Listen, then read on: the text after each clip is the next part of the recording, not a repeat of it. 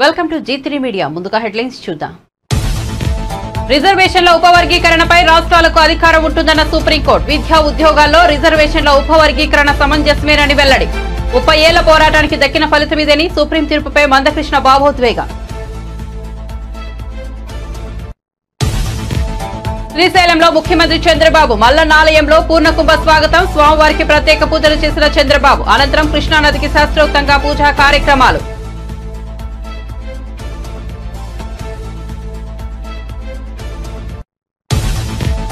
SC వర్గీకరణపై supreme court తీర్పు నేపథ్యంలో శాసనసభలో సీఎం రేవంత్ రెడ్డి కీలక ప్రకటన. ఇచ్చిన ఉద్యోగ నోటిఫికేషన్లోనూ వర్గీకరణ అమలు చేస్తాం. మాదిగ ఉపకులాల వర్గీకరణకు సంపూర్ణంగా సహకరించాల్సిందిగా రాష్ట్ర ప్రభుత్వం తరపున విజ్ఞప్తి. ఎమ్మెల్యే బండ్ల కృష్ణమోహన్ రెడ్డి కాంగ్రెస్ ను వీడతారంటూ ప్రచారం. బీఆర్ఎస్ ను వీడి కాంగ్రెస్ లోకి వచ్చి ఇవ్వడలేక కేటీఆర్ తో భేటీ అయిన బండ్ల ఫలించిన జూపల్లి దౌత్యం. కాంగ్రెస్ లో కొనసాగేందుకు బండ్ల నిర్ణయం.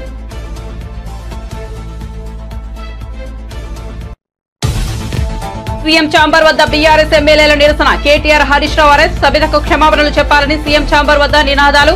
కేటీఆర్ హరీష్ రావులను అదుపులోకి తీసుకున్న పోలీసులు. బీఆర్ఎస్ కార్యాలయం వైపు తరలింపు.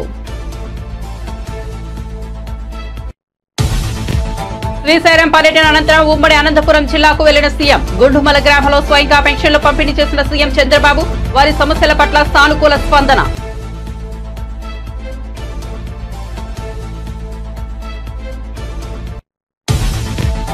రేవంత్ రెడ్డి ప్రవర్తన తాలిబాన్లను తలపించేలా ఉందని ప్రశాంత్ రెడ్డి విమర్శ. తాము గంటల కొద్ది నిరసన తెలిపినా మాట్లాడే అవకాశం లేదని ఆగ్రహం. రేవంత్ అపరిచితుల అహంకారంలా వ్యవహరిస్తున్నారన్న ప్రశాంత్ రెడ్డి.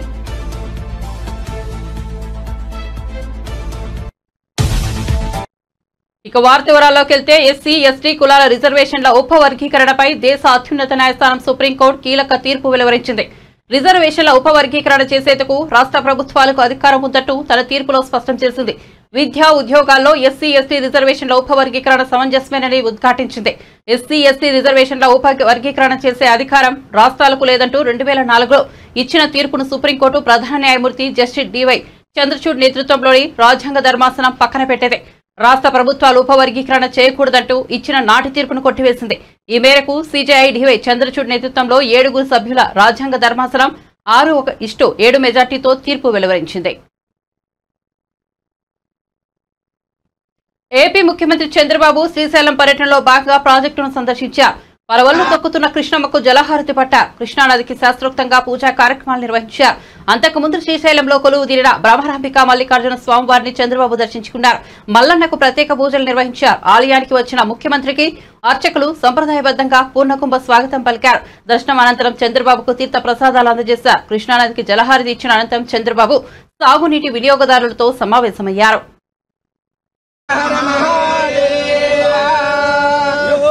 पुष्पं वेद पुष्पवान् प्रजावान् पशुमान् भवति पुष्पवान् प्रजावान् पशुमान् भवति कर्पूरमङ्गलनीराजनं दर्शयामि नमस्करोमि नमः पार्वती पतये पुरुषाय विद्महे महादेवाय धीमहि तन्नः रुद्रः प्रचोदयात् सर्वविद्यानाम् ईश्वरः सर्वभूतानां ब्रह्माधिपतिर्ब्रह्मणाधिपतिर्ब्रह्मा शिवोऽमे अस्तु सदा सरस्वती नर्मदा सिन्धु कावेरी जलेऽस्मिन् सन्निधिं कुरु गङ्गा देवतायै नमो नमः समर्पयामि ब्रह्मदो पूर्णम्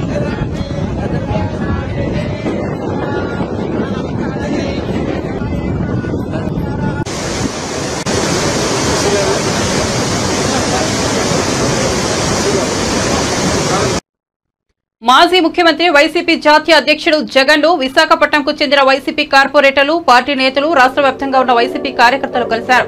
దాంతో తాడేపల్లిలోని ఆయన కార్యాలయం కోలాహలంగా మారింది. వైజాగ్ వైసీపీ కార్పొరేటర్లు, వైసీపీ నేతలు తాడేపల్లిలోని జగన్ నివాసానికి వచ్చారు. జగన్ ను మర్యాదపూర్వకంగా కలిశారు. పార్టీ అధినేతకు శాల్వాలు కప్పి సన్మానించారు. పుష్పగుచ్చాలు అందించారు. కొందరు మహిళా నేతలు ఆయనకు రాఖీలు కట్టి ఆశీస్సులు అందుకున్నారు. పలువురు జగన్ కు జ్ఞాపికలు బహూకరించారు. ఈ సందర్భంగా వారితో జగన్ ముచ్చటించారు. ఎన్నికల్లో ఓటమనంతరం పార్టీ వైఖరిని వారికి వివరించారు. నన్న సమస్యలను సామాన్యులను కూడా తనను కలిసేందుకు అవకాశం ఇచ్చిన జగన్ పార్టీ కార్యకర్తలను కూడా కలిశారు. దాంతో సెల్ఫీలు దిగారు. వారితో మాట్లాడి ఉత్సాహం కలిగించారు.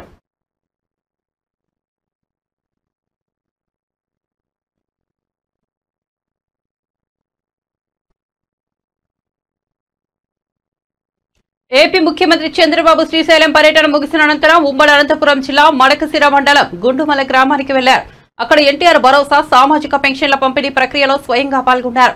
గ్రామంలో పలువురు లబ్ధిదారుల ఇళ్లకు వెళ్లి తన చేతుల మీదుగా పెన్షన్ అందించారు. వారితో మాట్లాడి సమస్యలు తెలుసుకున్నారు. ఓబులమ్మ అనే వితంతు మహిళ ఇంటికి వెళ్లిన చంద్రబాబు ఆమెకు పెన్షన్ అందజేశారు. తన ఇల్లు సరిగా లేదని ఓబులమ్మ చెప్పడంతో చంద్రబాబు వెంటనే స్పందించారు. శ్రీ సత్యసాయి జిల్లా కలెక్టర్ను పిలిచి ఇల్లు బాగు చేయాల్సి ఇవ్వాలని ఆదేశించారు. నెక్స్ట్ మంత్ ఓపెన్ చేస్తాం.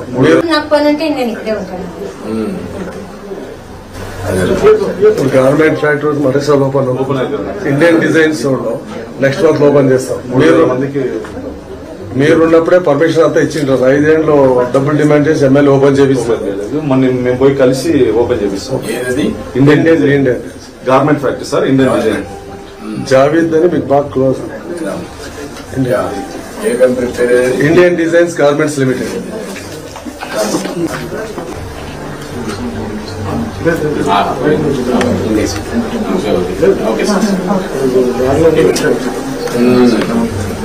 పిల్లలు బాగానే పని చేసుకుంటారమ్మా. వాళ్ళకు వాళ్ళ పనులు వాళ్ళు చేసుకుంటారు సార్. మాకే ఏమి ఓకే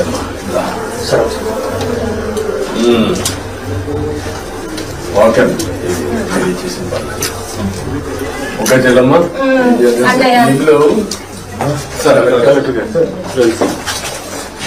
ఈ ఇల్లుని ఇక్కడుండి అక్కడికి వేస్తూ ఉంటుంది, పర్లేదు. ఈ ఇల్లు రినోవేట్ చేసి నీట్ గా ఏం చేయగలుగుతుంది కట్టేసి రూఫ్ వేస్తారా, ఎడ్ చేస్తారా? ఏం చేయాలమ్మా? ఇల్లు బాగా చేయాలంటే ఏం చేయాలి? అది నీ ఉద్దేశం ఏంటి? ఇల్లు నీట్ గా వేసి ఫ్లోరింగ్ అన్ని వేసి వచ్చినప్పుడు శుభ్రంగా ఉండడానికి. అక్కడక్కడ తిరగదు బాగానే ఉంటుంది. పిల్లలు వచ్చినప్పుడు నీట్ గా పిల్లలు కూడా రావడానికి నీట్ గా కట్టేసి ఈ షీట్లన్నీ రోవకుండా, లేకుంటే రూఫ్ వేసి ఈ ఫ్లోరింగ్ వేసి అన్ని సెట్ చేసి ఎంత అవుతుంది ఎస్టిమేట్ చేయండి. చేసి చేపిస్తాను.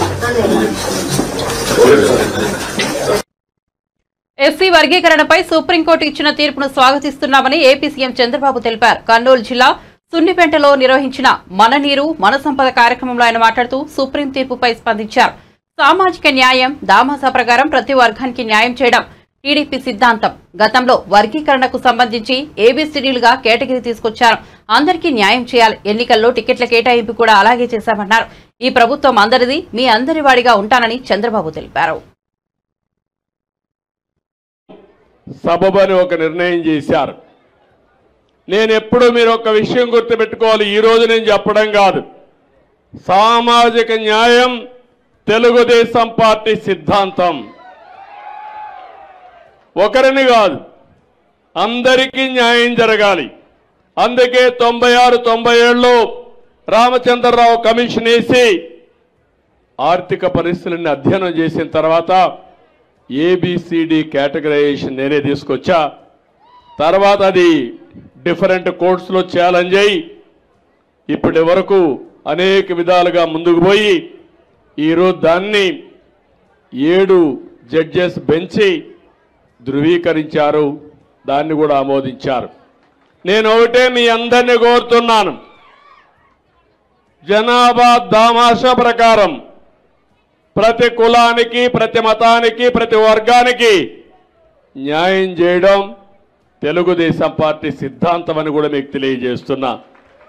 అందుకే మొన్న ఎన్నికల్లో మీరు చూశారు, నేను ఇచ్చినప్పుడు సీట్లు కూడా ఇక్కడ శబరిని ఇక్కడ ఎంపీగా ఇస్తే పక్కన ఎంపీగా నాగరాజు ఒక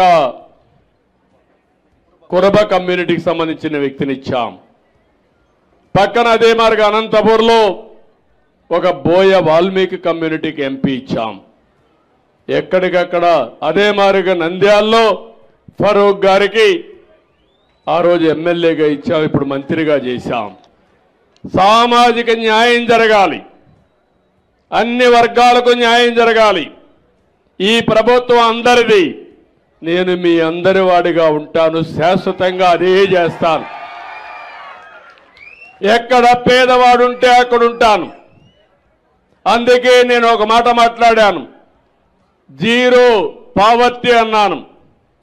ఏ గ్రామంలో కూడా మీరు కూడా గుర్తుపెట్టుకోవాలి, మీ గ్రామంలో పేదవాళ్ళు ఉంటే వాళ్ళని పైకి తీసుకొచ్చే బాధ్యత పైకి వచ్చిన వాళ్ళు తీసుకోవాలి. నేను ఒక ఫార్ములా మాట్లాడాను. P3 అంటే పబ్లిక్ ప్రైవేట్ పార్ట్నర్షిప్. ఇప్పుడు నేను మాట్లాడేది ఎవరైతే బాగుపడ్డారో సమాజంలో. ఎస్సీ వర్గీకరణపై సుప్రీంకోర్టు తీర్పు నేపథ్యంలో శాసనసభలో సీఎం రేవంత్ రెడ్డి కీలక ప్రకటన చేశారు. ఇటీవల ఇచ్చిన ఉద్యోగ నోటిఫికేషన్లోనూ వర్గీకరణ అమలు చేసేందుకు చర్యలు చేపడతామని చెప్పారు. సుప్రీంకోర్టు మాదిగ ఉపకులాల వర్గీకరణకు అనుకూలమైన తీర్పు ఇచ్చింది. సుప్రీం రాజ్యాంగ ధర్మాసనానికి కృతజ్ఞతలు తెలియజేస్తున్నామని తెలిపారు. అత్యంత కీలకమైన ప్రకటన చేయాలని రాష్ట్ర ప్రభుత్వం భావిస్తున్నది. కొన్ని దశాబ్దాల నుంచి మాదిగ ఉపకులాలకు సంబంధించిన లక్షలాది మంది యువకులు ఎస్సీ రిజర్వేషన్లలో ఏబిసిడి వర్గీకరణ కోసం వాళ్ళు పోరాటాలు చేస్తున్నారు. 27 సంవత్సరాల నుంచి ఉమ్మడి రాష్ట్రంలో కానీ ప్రత్యేక తెలంగాణ రాష్ట్రంలో కానీ ఏబిసిడి వర్గీకరణ మీద మాదిగ ఉపకులాల యువకులు పోరాటాలు చేయడం జరిగింది. వారి పోరాటాల ఫలితం ఒకనాడు ఇదే శాసనసభలో మాదిగ ఉపకులాల వర్గీకరణ కోసం వాయిదా తీర్మానం ఇస్తే నాతో పాటు ఆనాటి శాసనసభ్యుడు సంపత్ కుమార్ను కూడా ఈ సభ నుంచి బహిష్కరించడం జరిగింది. గత ప్రభుత్వం ఏబిసిడి వర్గీకరణ మీద కేంద్రానికి ప్రధానమంత్రికి విజ్ఞప్తి చేయడానికి అఖిల పక్షాన్ని తీసుకెళ్తామని చెప్పి తీసుకుపోకుండా మాదిగ సోదరులను మోసం చేయడం జరిగింది. కానీ డిసెంబర్ 3, 2023 నాడు ప్రజాప్రభుత్వం బాధ్యత తీసుకున్న తర్వాత తక్షణమే మా ఉప ముఖ్యమంత్రి గారి సూచన మేరకు మాజీ ఉప ముఖ్యమంత్రి ప్రస్తుత మంత్రి దామోదర్ రాజనరసింహ గారి నేతృత్వంలో మా శాసనసభ్యులందరినీ అడ్వకేట్ జనరల్ని ఢిల్లీకి సుప్రీంకోర్టుకు పంపించి న్యాయ కోవిధులతోని చర్చించి సుప్రీంకోర్టులో బలమైన వాదనను తెలంగాణ రాష్ట్ర ప్రభుత్వం కాంగ్రెస్ ప్రభుత్వం వినిపించడంతో ఈనాడు సుప్రీంకోర్టు మాదిగ ఉపకులాల వర్గీకరణకు అనుకూలమైన తీర్పునివ్వడం జరిగింది. నేను మనస్ఫూర్తిగా సుప్రీంకోర్టు కాన్స్టిట్యూషనల్ బెంచ్కు రాజ్యాంగ ధర్మాసనానికి మనస్ఫూర్తిగా కృతజ్ఞతలు తెలియజేస్తున్నా. 7 మంది జడ్జిలలో 6 మంది జడ్జిలు రాష్ట్రాలకు ఏబిసిడి వర్గీకరణ చెయ్యడానికి అనుమతి ఇచ్చింది. తెలంగాణ రాష్ట్ర ప్రభుత్వం తరఫున నేను స్పష్టమైన ప్రకటన చేస్తున్నా. దేశంలోనే అందరికంటే ముందు బాగానే నిలబడి తెలంగాణ రాష్ట్ర ప్రభుత్వం ఏబిసిడి వర్గీకరణ అమలు చేసే బాధ్యత మా మిత్రులు మా మంత్రివర్గ సహచరులు మేమందరం తీసుకుంటాం. అవసరమైతే ఇప్పుడు ఇచ్చిన ఉద్యోగ నోటిఫికేషన్లలో కూడా వర్గీకరణను అమలు చేయడానికి అవసరమైతే ఆర్డినెన్స్ తీసుకొచ్చి మాదిగ సోదరులకు న్యాయం చేసే బాధ్యత మేము తీసుకుంటాము. కాబట్టి ఈరోజు ఎస్సీ ఎస్టీ రిజర్వేషన్ల ఉపవర్గీకరణకు సంబంధించి సుప్రీంకోర్టు ఇచ్చిన తీర్పుపై ఎంఆర్పీఎస్ వ్యవస్థాపకుడు మందకృష్ణ మాదిగ హర్షం వ్యక్తం చేశారు. ఢిల్లీలో మందకృష్ణ మాదిగ మీడియాతో మాట్లాడారు. రాష్ట్రాలకు ఉపవర్గీకరణ అధికారం ఉందని సుప్రీంకోర్టు ఇచ్చిందని చెప్పారు. వర్గీకరణ కోసం ఎంఆర్పీఎస్ 30 ఏళ్లుగా పోరాటం చేస్తోందని, ఎంతో మంది నేతలు ప్రాణాలు కోల్పోయారన్నారు. జాతికి జరిగిన అన్యాయాన్ని సరిదిద్దేందుకు పోరాడామని వివరించారు. అండగా నిలబడ్డ అన్ని వర్గాల పెద్దలందరికీ కూడా ఈ విజయాన్ని అంకితం. ఈ సమాజంలో ఉండబడే అన్ని వర్గాల మద్దతు ఎంఆర్పీఎస్ కు లేకపోతే 30 ఏళ్ల ఉద్యమాన్ని నిలబెట్టుకుంటూ వచ్చే వాళ్ళం కాదు, ముందుకు సాగించే వాళ్ళం కాదు. మేము 30 ఏళ్లుగా ఉద్యమం నిలబడి ముందుకు సాగిందంటే, అంతిమంగా ఒక విజయం సాధించిందంటే సమాజంలో ఉండబడే అన్ని వర్గాల పెద్దల, ప్రజాస్వామికవాదుల, మీడియా పెద్దలందరి సంపూర్ణ సహకారం వల్లనే ఈ విజయం సాధించాం. అందువల్ల వాళ్ళందరికీ మేము ప్రత్యేకంగా ధన్యవాదాలు చెప్తున్నాం. ఈ విజయంలో అంకితం ఇస్తున్నాం. ఈ విజయం వల్ల న్యాయం వైపే న్యాయ వ్యవస్థ నిలబడుతుంది అనడానికి, అన్యాయం జరిగిన వర్గాల పక్షాన్ని బలంగా న్యాయ వ్యవస్థ నిలబడుతుంది అనడానికి పెద్దలు చీఫ్ జస్టిస్ గారి ఆధ్వర్యంలో ఇచ్చిన తీర్పు న్యాయాన్ని బతికించడం కోసం, పేద వర్గాలకి అండగా నిలబడడం కోసం ఇచ్చిన తీర్పుగా మేము భావిస్తున్నాం. ఎస్సీ వర్గీకరణకు అనుకూలంగా తీర్పును ప్రకటించిన న్యాయమూర్తులందరికీ ప్రత్యేకంగా ధన్యవాదాలు చెప్తున్నాం. అంతేకాకుండా ఈ ప్రక్రియ వేగవంతం కావడానికి చాలా మంది పెద్దల మద్దతు ఉన్నది. ఈ ప్రక్రియ ముందుకు నడిపించే ప్రయత్నంలో కేంద్ర ప్రభుత్వం సంబంధించిన గౌరవ ప్రధానమంత్రి గౌరవ నరేంద్ర మోడీ గారు కూడా చొరవ తీసుకున్నాడు. ఆయనకు మేము ప్రత్యేక ధన్యవాదాలు చెప్తున్నాం. అదే సమయంలో గతంలో ఈ ప్రక్రియను ముందుకు నడిపించే ప్రయత్నంలో పెద్దలు వెంకయ్య నాయుడు గారు చొరవ తీసుకున్నాడు. ఆయనకు మేము ధన్యవాదాలు చెప్తున్నాం. ఇప్పుడున్న పరిస్థితిలో కిషన్ రెడ్డి గారు దీన్ని భుజానేసుకొని ముందుకు నడిపించే ప్రయత్నం చేశాడు. ఆయనకు ధన్యవాదాలు చెప్తున్నాం. అదే సమయంలో రఘునందన్ రావు నుంచి మొదలుకుంటే, సంజయ్ గారి నుంచి మొదలుకుంటే, ఈటల రాజేంద్ర నుంచి మొదలుకుంటే ప్రతి ఒక్కరి పాత్ర, ప్రతి ఒక్కరి బాధ్యత కూడా ఈ విజయంలో ఉన్నది. వాళ్ళందరికీ నేను ధన్యవాదాలు కూడా తెలియజేస్తున్నాను. ఇవాళ షెడ్యూల్ కులాల వర్గీకరణ అనేది గతంలో చంద్రబాబు నాయుడు గారు ప్రభుత్వం చేసింది. ఆనాడు వర్గీకరణ చేసింది చంద్రబాబు నాయుడు గారే. ఇవాళ తీర్పు వచ్చే సమయానికి మళ్ళా ముఖ్యమంత్రిగా ఆంధ్రప్రదేశ్లో చంద్రబాబు నాయుడు గారే ఉన్నారు. ఆ వర్గీకరణ చేసిన చంద్రబాబు నాయుడు గారికి మేము ప్రత్యేకంగా ధన్యవాదాలు చెప్తున్నాం. ఆయన ఆనాడు వర్గీకరణ చేయకపోతే వేలాది ఉద్యోగాలు గతంలో మాకు వచ్చేది కాదు, విద్యావకాశాలు మాకు వచ్చేది కాదు. ఈ రోజు పోరాటం ముందుకు నడిపించడం వల్ల మన న్యాయం బతికింది అంటే ఆయన తీసుకొచ్చిన చట్టం వల్లనే మళ్ళా న్యాయం బతికినట్టుగా జరిగింది. అందువల్ల గౌరవ చంద్రబాబు నాయుడు గారితో పాటు వర్గీకరణ ఉద్యమానికి అండదండలందించిన ఈ 30 ఏళ్ల ఉద్యమం నిలబడడానికి, ఈ 30 ఏళ్ల ఉద్యమం ముందుకు సాగడానికి, అంతిమంగా విజయం సాధించడానికి అండదండలు అందించిన ప్రతి ఒక్కరికి, ప్రతి సామాజిక వర్గ పెద్దలందరికీ పేరు పేరున నేను ధన్యవాదాలు తెలియజేస్తున్నాను. ఈ విజయం మాత్రం అమరులకు, ఉద్యమకారులకు, మద్దతు ఇచ్చిన సమాజానికి అంకితం ఇస్తున్నామనే విషయం కూడా తెలియజేస్తున్నాను. సుప్రీంకోర్టు అనుకూలమైన తీర్పిచ్చిన సమయంలో చంద్రబాబు నాయుడు గారు ముఖ్యమంత్రిగా ఉండడం అనేది మా జాతికి భవిష్యత్తుకు ఉపయోగపడుతుంది. రేపు వర్గీకరణ జరుగుతుంది. ఆ స్థానంలో మరొకరు కనుక ఉంటే మా వర్గీకరణ జరిగేది కాదు. సుప్రీంకోర్టు తీర్పు ఇచ్చినా కూడా దానికి ఏదో సాకులు చెప్పి కొంత అడ్డంకులు కల్పించడానికి ప్రయత్నం చేసేవాళ్ళు. ఇక్కడ చంద్రబాబు నాయుడు గారు ఉండడం వల్ల ఆ వర్గీకరణ అమలు జరుగుతుంది ఆంధ్రప్రదేశ్లో. అదే సమయంలో కాంగ్రెస్ తెలంగాణలో కూడా అనివార్యంగా అమలు చేయక తప్పదు. ఎందుకంటే కాంగ్రెస్ కూడా ఒక లాయర్ను పెట్టిందని చెప్పి రేవంత్ రెడ్డి గారు వాళ్ళు వీళ్ళు చెప్తున్నారు. కాబట్టి వర్గీకరణకు అనుకూలంగా లాయర్ పెట్టినప్పుడు, వర్గీకరణకు అనుకూలంగా తీర్పు వచ్చినప్పుడు ఖచ్చితంగా దాన్ని అమలు చేయక తప్పదు. ఇది కర్ణాటకలో కూడా అమలు చేయక తప్పదు. ఒక మాట చెప్పాలంటే రిజర్వేషన్ల సిస్టమే రెండో అడుగు వేయబోతుంది. దాదాపు స్వాతంత్రం వచ్చిన కాంచి, రాజ్యాంగం వచ్చిన కాంచి ఉమ్మడి రిజర్వేషన్ల విధానమే ఉన్నది. దానివల్ల అందుకున్నోళ్ళకే రిజర్వేషన్ల ఫలాలు అందినాయి, అందుకున్న కులాలకే రిజర్వేషన్ల ఫలాలు అందినాయి. కానీ ఇప్పుడు అట్లా కాకుండా అందుకోలేని వర్గాలకు, అందుకోలేని వ్యక్తులకు, కుటుంబాలకు ఇవాళ వర్గీకరణ ద్వారా న్యాయం జరగబోతుంది. అంబేద్కర్ రాజ్యాంగంలో రిజర్వేషన్ పొందుపరిచాడు.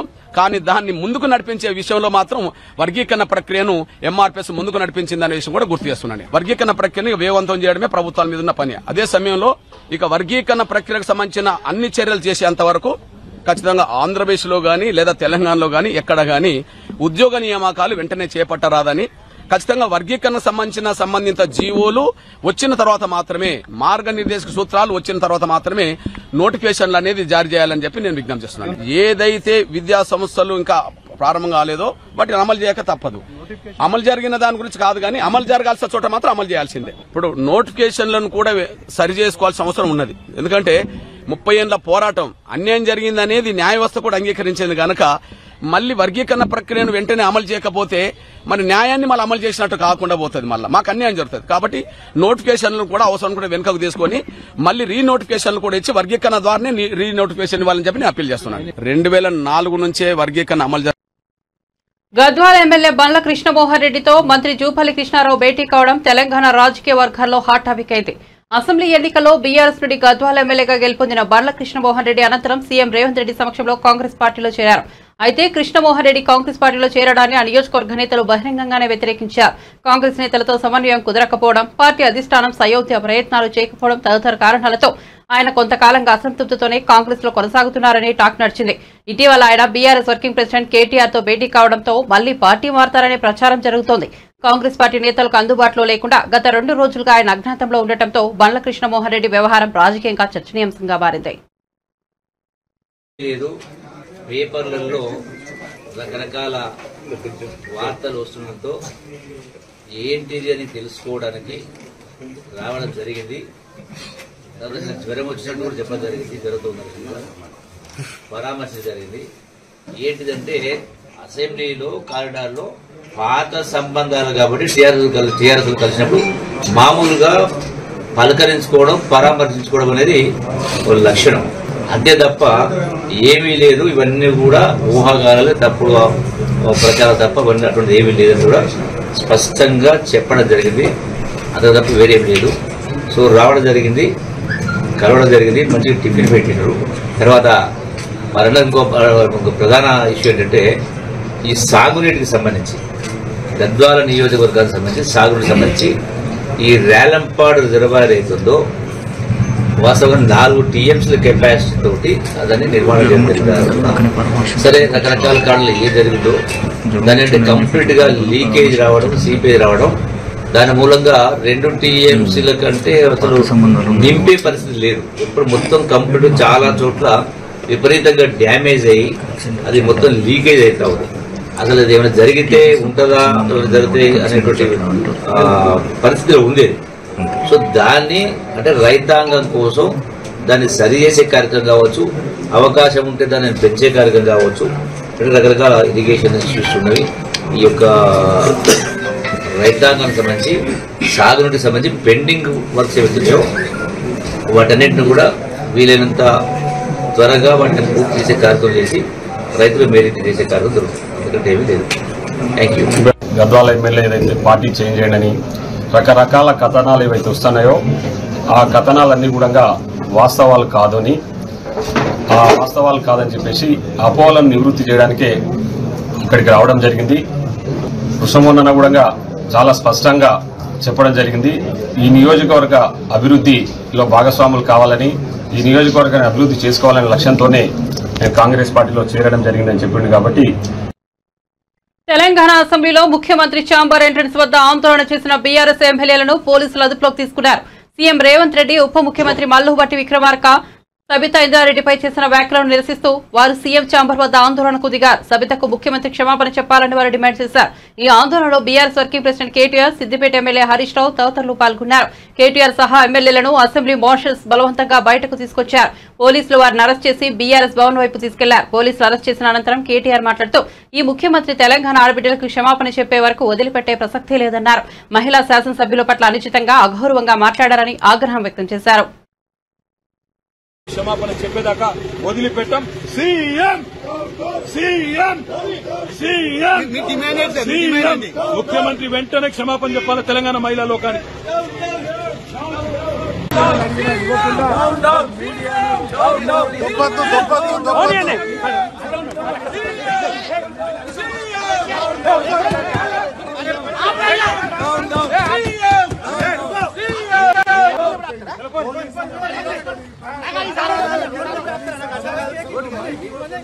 శాసనసభలో గొంతులు పడ్డా ఉన్నారు. ఒక మహిళకు అన్యాయం జరిగితే మాట్లాడలేదు. ఎన్నిసార్లు స్పీకర్ గారిని కోరినా మైక్ లేకుండా ప్రజాస్వామ్యాన్ని గొంతు వస్తా ఉన్నారు. తెలంగాణ శాసనసభలో ప్రజాస్వామ్యం తెలంగాణ ఉద్యమంలో లేనప్పుడు కూడా ఆ రోజుల్లో ఈ ఆంక్షలు లేవు. తెలంగాణ ఉద్యమంలో లేని ఆంక్షలు ఈరోజు తెలంగాణ శాసనసభలో చూద్దాం.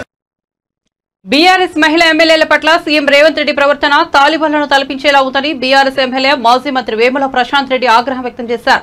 ముఖ్యమంత్రి చేసిన వ్యాఖ్యలతో సబితా ఇంద్రారెడ్డి కన్నీటి పర్యంతమయ్యారని ఆవేదన వ్యక్తం చేశారు. తెలంగాణ భవన్లో ఆయన మీడియాతో మాట్లాడుతూ తమకు మాట్లాడేందుకు సభలో అవకాశం కూడా ఇవ్వలేదన్నారు. అవకాశం ఇవ్వాలని స్పీకర్ వద్ద నిరసన తెలిపామన్నారు. తాము నిరసన తెలిపితే కిరాతకంగా మార్షల్స్ ను పెట్టి వ్యాన్లో ఎత్తిపడేశారని ఆరోపించారు. టీఆర్ఎస్ పార్టీ పొత్తు ఉన్నందుకే మీరు మొదటిసారి ఎమ్మెల్యేగా గెలిచినారు. ఆ సంగతి మర్చిపోవద్దు. కేసీఆర్ గారి ఎమ్మెల్యేలు, కేసీఆర్ గారి మంత్రులు తెలంగాణ కోసం తెలంగాణ ఉద్యమ సందర్భంలో అనేక సార్లు తమ పదవులకు రాజీనామాలు చేసి పెట్టారు. మంత్రి పదవులకు రాజీనామాలు చేసినారు, ఎమ్మెల్యే పదవులకు రాజీనామా చేసినారు. స్వయానా కేసీఆర్ గారు కేంద్ర మంత్రి పదవికి కూడా రాజీనామా చేసినాడు తెలంగాణ కోసం. ఆ రోజు తెలంగాణ సమాజం, యావత్ సమాజం, తెలంగాణ ఎమ్మెల్యేలారా, తెలంగాణ ఎంపీలారా, ఇగో టీఆర్ఎస్ పార్టీ వాళ్ళు రాజీనామాలు చేసినారు, మీరు కూడా రాజీనామాలు చేయండి అని అన్ని రాజకీయ పక్షాలకు పిలుపునిస్తే నువ్వు ఆ రోజు ఎమ్మెల్యేగా ఉండి రాజీనామా చేయకుండా పారిపోయిన వ్యక్తివి నువ్వు, తెలంగాణ ద్రోహి నువ్వు. నువ్వా కేసీఆర్ రాజకీయ ప్రస్థానం గురించి మాట్లాడేది? అందుకే నేను అంటున్నా ఒక అజ్ఞానివని అంటా అన్నా, అందుకే మిమ్మల్ని నేను అహంకారివని అంటా అన్నా. రోజుకో మాట మాట్లాడతావు. ఒకరోజు సోనియా గాంధీని బలిదేవత అన్నావు, ఇవాళ ఏమంటున్నావు? దేవత అంటున్నావు. ఒక అపరిచితుడు లాగా రోజుకో మాట, పూటకో పార్టీ, అది నీ రాజకీయ ప్రస్థానం. కేసీఆర్ది ఏనాడు కూడా తెలంగాణ మాట తప్పితే, తెలంగాణ శ్రేయస్సు తప్పితే అని ఏనాడు కూడా వేరే దిక్కు చూడలేదు నీతిగా. కాబట్టి ఇప్పటికైనా నీ అహం తగ్గించుకోండి. భగవంతుడు నీకు అవకాశం ఇచ్చినాడు, చిన్న వయసులో ముఖ్యమంత్రి అయ్యే అవకాశం ఇచ్చినాడు. పరిణితి చెందండి, ఒక ముఖ్యమంత్రిలాగా వ్యవహారం చేయండి. ఇష్టం వచ్చినట్టు మాట్లాడాడు. అసెంబ్లీలో లాగులు తీస్తా అంటావు, తొండలు పెడతా అంటావు, పండబెట్టి తొక్కుతా అంటావు, పేగులు తీస్తా అంటావు. నీ రాజకీయ ప్రస్థానం, నీ రాజకీయ పరిణితికి, కేసీఆర్ గారి రాజకీయ పరిణితికి నక్కకు నాగలోకానికి ఉన్నంత తేడా ఉన్నదని చెప్పి ఈ సందర్భంగా నేను ముఖ్యమంత్రి గారికి తెలియజేస్తా ఉన్నా. కాబట్టి డెఫినెట్గా రాష్ట్ర ప్రజలు చూస్తూ ఉన్నారు. ప్రజలకిచ్చిన 6 గ్యారంటీలు, 13 హామీలు నెరవేర్చలేక ఇవాళ ఇటువంటి వ్యవహారం చేస్తూ ఉన్నావు. మహిళల్ని కించపరుస్తూ ఉన్నావు. కేసీఆర్ లాంటి రోజు టీడీపీ, టీఆర్ఎస్ పార్టీ. బులెటిన్ ముగించే ముందు హెడ్లైన్స్ మరోసారి చూద్దాం. రిజర్వేషన్ల ఉపవర్గీకరణపై రాష్ట్రాలకు అధికారం ఉంటుందన్న సుప్రీంకోర్టు. విద్యా ఉద్యోగాల్లో రిజర్వేషన్ల ఉపవర్గీకరణ సమంజసమేనని వెల్లడి. 30 ఏళ్ల పోరాటానికి దక్కిన ఫలితం ఇది. సుప్రీం తీర్పుపై మందకృష్ణ భావోద్వేగం. శ్రీశైలంలో ముఖ్యమంత్రి చంద్రబాబు మల్లన్నాలయంలో పూర్ణకుంభ స్వాగతం పలికిన స్వామివారికి ప్రత్యేక పూజలు చేసిన చంద్రబాబు. అనంతరం కృష్ణానదికి శాస్త్రోక్తంగా పూజా కార్యక్రమాలు.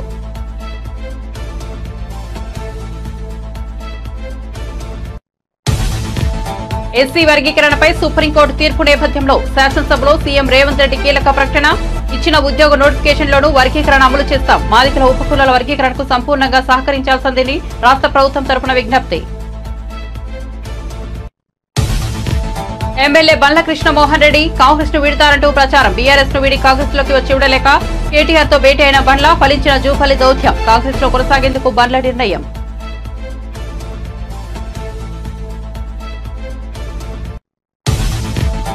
సీఎం ఛాంబర్ వద్ద బీఆర్ఎస్ ఎమ్మెల్యేల నిరసన. కేటీఆర్ హరీష్ రావు అరెస్ట్. సభ్యతకు క్షమాపణ చెప్పాలని సీఎం ఛాంబర్ వద్ద నినాదాలు. కేటీఆర్ హరీష్ రావులను అదుపులోకి తీసుకున్న పోలీసులు. బీఆర్ఎస్ కార్యాలయం వైపు తరలింపు. శ్రీశైలం పర్యటన అనంతరం ఉమ్మడి అనంతపురం జిల్లాకు వెళ్లిన సీఎం. గుండుమల గ్రామంలో స్వయంగా పెన్షన్లు పంపిణీ చేసిన సీఎం చంద్రబాబు. వారి సమస్యల పట్ల సానుకూల స్పందన.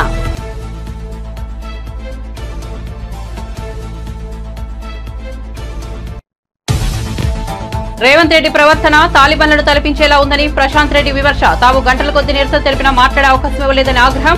రేవంత్ అపరిచితుల అహంకారంలా వ్యవహరిస్తున్నారన్న ప్రశాంత్ రెడ్డి.